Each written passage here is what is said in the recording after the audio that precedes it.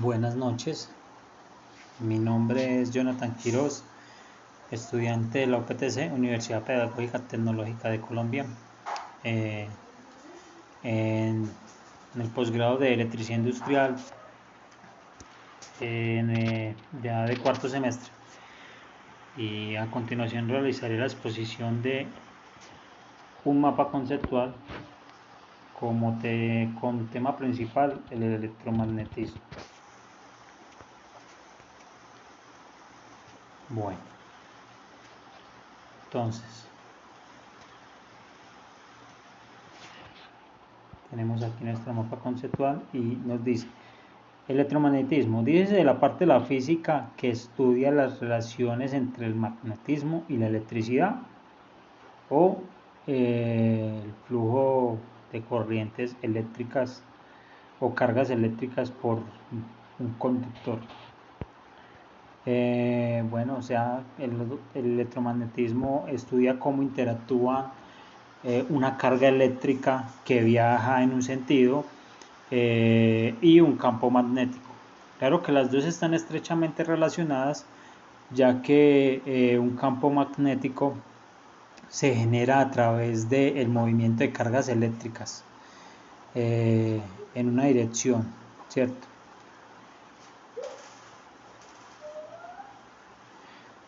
Tenemos factores del electromagnetismo como los circuitos magnéticos. Aquí nos dicen que se denomina como circuito magnético a un dispositivo en el cual las líneas de fuerza del campo magnético se hallan canalizadas trazando un camino cerrado. Bueno, entonces entendamos esto como que el circuito magnético es un circuito el cual es generado a través de un campo magnético. Aquí se combinan los dos, ¿cierto? O igual pues los dos siempre van a estar relacionados o siempre va a haber cuando hay presencia de uno habrá presencia del otro. A veces hay presencia de un campo magnético y no de un flujo de corriente, pero cuando hay un flujo de corriente siempre habrá un campo magnético, ya que el flujo de corriente por un conductor siempre creará a su alrededor un campo magnético. Entonces aquí vemos el conductor enrollado en placas metálicas, las cuales ampliarán la fuerza y capacidad de este campo magnético. Entonces aquí los vemos en diferentes formas y estilos. El conductor es el que está enrollado en el cuerpo metálico, en las placas metálicas, y la intensidad de este campo también dependerá de variables como la cantidad de vueltas de las cuales dará el conductor sobre o alrededor de las placas o de vanados, como también los llaman. Bueno, tenemos también la inductancia, que nos dice aquí que es la medida de la oposición a un cambio de corriente de un inductor o bobina. La inductancia se da por medio de una bobina, ¿cierto? De una bobina, ya sabemos, una bobina es la que se crea a partir de un cable conductor en espiral, ¿cierto? Y como dije aquí, pues en esta partecita, que su intensidad dependerá también del número de vueltas que de este conductor. Este conductor puede estar enrollado sobre un cuerpo magnético, un cuerpo metálico o magnético, o también puede estar enrollada al vacío. Bueno, que almacena energía en presencia de un campo magnético y se define como la relación entre el flujo magnético y la intensidad de corriente que circula por la bobina y el número de vueltas del devanado, que son las placas sobre las cuales está enrollado el conductor. Bueno, entonces aquí tenemos la fórmula para calcular la inductancia, la cual inductancia es igual a phi que se refiere al flujo magnético por el número de vueltas queda el conductor en el cuerpo o al vacío sobre la intensidad de la corriente que está recorriendo el conductor o se está recorriendo por el conductor. Bueno, vamos a ver una imagen de lo que es la inductancia, más o menos para darnos una pequeña idea.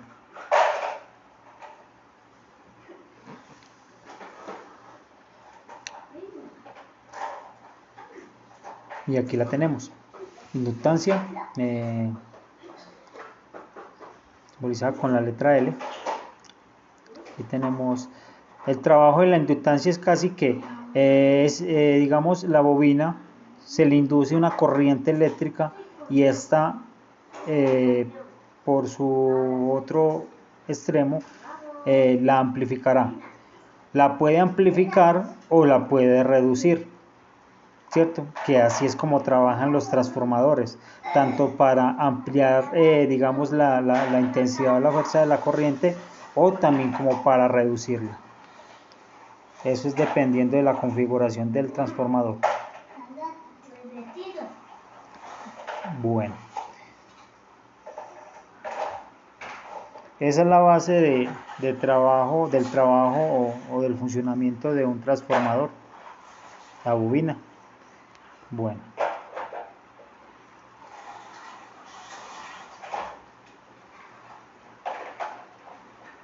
seguimos aquí con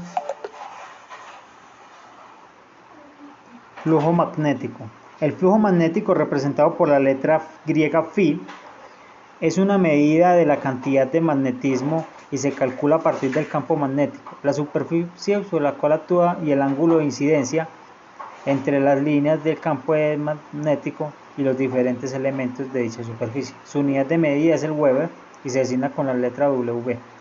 Aquí tenemos el cálculo del flujo magnético, como ya lo habíamos dicho, se representa por la letra phi y se calcula multiplicando la intensidad del flujo magnético, densidad o intensidad del flujo magnético, que se refiere a la cantidad de líneas de fuerzas, por el área, ¿cierto? El área que está atravesando o que estamos calculando, por donde pueden estar pasando dicha cierta cantidad de líneas de fuerza o intensidad magnética, ¿cierto? El flujo magnético se refiere también a las líneas de fuerza que viajan de forma ordenada alrededor de un campo o alrededor de, digamos, de cierta superficie o área que está determinada pues por, digamos, por la bobina. La bobina ocupa cierta área, entonces digamos vamos a calcular la densidad del flujo magnético, el flujo magnético que está atravesando dicha área que ocupa la bobina.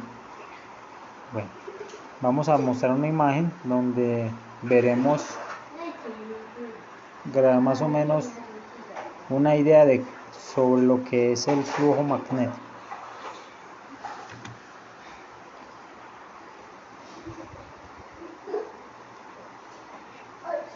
Y acá podemos verlos, las líneas de fuerza, el área.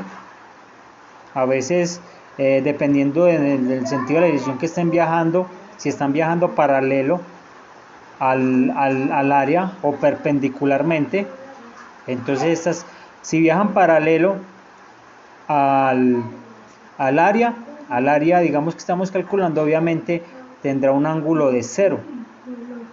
Y cuando un ángulo de 90 grados. Y cuando viajan perpendicularmente al área tendrán un ángulo de 0 grados. Entonces, en dicho caso, cuando tienen un ángulo de 0 grados, pues no involucra ningún tipo de función trigonométrica, como al contrario cuando sí tienen cierto ángulo dependiendo en la dirección que viaje, ¿cierto? Bueno, volvemos al mapa conceptual.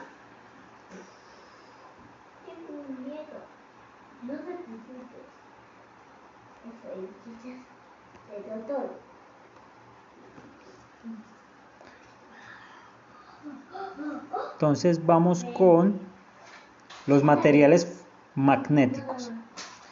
Son sustancias naturales o creadas las cuales tienen características específicas que ayudan a que estos generen campos magnéticos.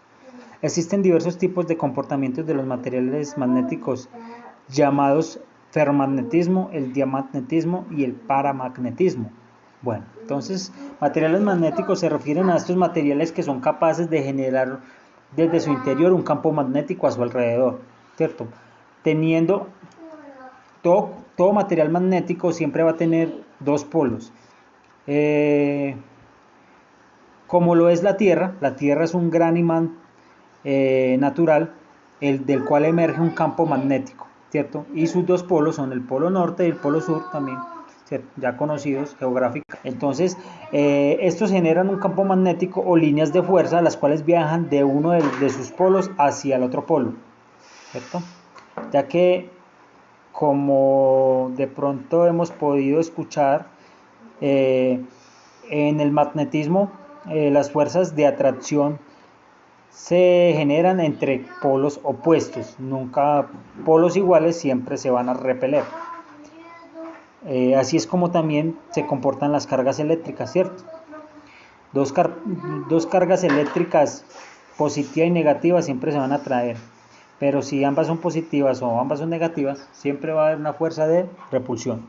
Bueno, tenemos el ferromagnetismo. El ferromagnetismo es un fenómeno físico en el que se produce ordenamiento magnético de todos los momentos magnéticos. Dice momentos magnéticos refiriéndose a las líneas de fuerzas que viajan de forma libre.